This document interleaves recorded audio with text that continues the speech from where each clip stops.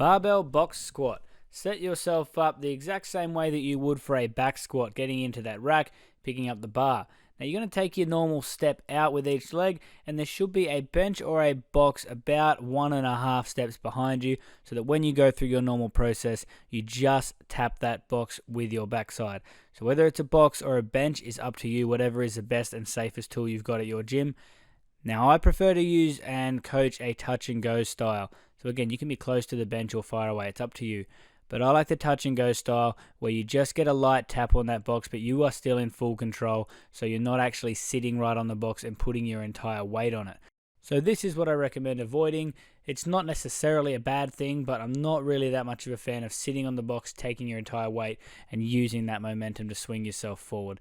Generally speaking, I prefer that my athletes will get a light touch on the box and then aggressively drive off.